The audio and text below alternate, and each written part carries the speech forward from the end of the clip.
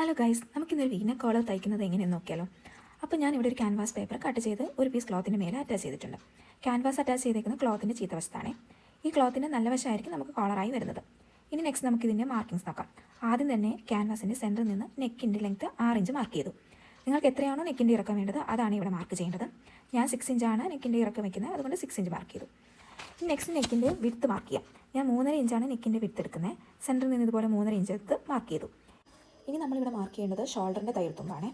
ഷോൾഡറിൻ്റെ തയ്യൽത്തുമ്പ് 1 ഇഞ്ചാണ് എടുക്കുന്നതെങ്കിൽ 1 ഇഞ്ച് മാർക്ക് ചെയ്യുക. 1/2 ഇഞ്ചാണ് എടുക്കുന്നതെങ്കിൽ 1/2 ഇഞ്ച് മാർക്ക് ചെയ്യുക. ഞാൻ എടുക്കുന്നത് 1/2 ഇഞ്ചാണ്, സോ ഞാൻ 1/2 ഇഞ്ച് മാർക്ക് ചെയ്തു. ഇനി രണ്ട് സൈഡിലേക്ക് ഇതുപോലെ മാർക്ക് ചെയ്തെടുക്കാം. ഇനി നമുക്കിനി ഇതിൻ്റെ സ്റ്റിച്ചിങ് നോക്കാവേ. ആദ്യം തന്നെ ക്യാൻവാസിൻ്റെ 3 സൈഡും ഇതുപോലെ അടിച്ചെടുത്തു. ദെൻ ക്യാൻവാസിൻ്റെ സെൻറ്ററിൽ ഇതുപോലെ ഒരു നോച്ചിട്ട് കൊടുത്തു.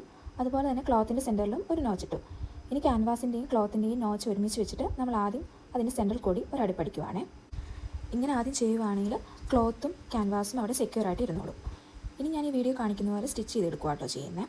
സെൻറ്ററിൽ 0.01 ഇഞ്ച് മാറ്റിയിട്ടാട്ടോ സെൻറ്ററിൽ നമ്മൾ സ്റ്റിച്ച് ചെയ്യുന്നത്. നോർമലി നെക്ക് സ്റ്റിച്ച് ചെയ്യുമ്പോൾ ഞാൻ 15 to 13 ഇഞ്ചിലാട്ടോ കൊടുക്കുന്നത്. അപ്പോൾ നമുക്ക് ചെറിയ സ്റ്റിച്ചായി കിട്ടും.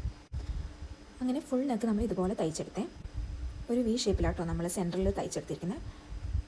0.01 ഇഞ്ചാട്ടോ സെൻറ്ററിൽ എടുത്തിരിക്കുന്നത്. ഇനി നമ്മൾ സെൻറ്റർ ലൈനിൽ കൂടി ആ 6 ഇഞ്ച് വരെ കട്ട് ചെയ്തെടുക്കുക. മറിച്ചിടുമ്പോൾ കറക്റ്റായിട്ട് കിട്ടാൻ വേണ്ടി നമ്മൾ ഇതുപോലെ നോച്ചസ് കൊടുക്കുക കേട്ടോ. ഇനി നമുക്ക് ക്യാൻവാസ് തിരിച്ചിടാം. അങ്ങനെ നമുക്ക് നെക്കൊക്കെ കറക്റ്റായിട്ട് കിട്ടിയിട്ടുണ്ട് കേട്ടോ. ഇനി വീഡിയോ കാണുന്ന പോലെ സ്ക്വയറിൻ്റെ കോർണറിൽ നിന്ന് സെൻറ്ററിലേക്ക് നമ്മൾ ഇതുപോലെ സ്റ്റിച്ച് ചെയ്യുവാണേ. അങ്ങനെ സ്റ്റിച്ചിങ് ഒക്കെ കഴിഞ്ഞു. അങ്ങനെ നമ്മുടെ വീനൊക്കെ ഇവിടെ റെഡി ആയിട്ടുണ്ട്. ഇനി ഇതുപോലെ ഒന്ന് തിരിച്ചിട്ട് കൊടുത്താൽ മതി കേട്ടോ. അങ്ങനെ സെക്യൂർ ആയിട്ടിരിക്കാൻ വേണ്ടി അതിൻ്റെ 2 കോർണറിലും ഒന്ന് ജസ്റ്റ് നീഡിൽ വെച്ചിട്ടൊന്ന് തുന്നി കൊടുത്താൽ മതി. അതുപോലെ നല്ലപോലെ അയൺ ചെയ്തെടുക്കുകയും ചെയ്യണേ. അപ്പോൾ ഇത്രയുള്ള ഇന്നത്തെ വീഡിയോ എല്ലാവരും ഒന്ന് ട്രൈ ചെയ്ത് നോക്കണേ.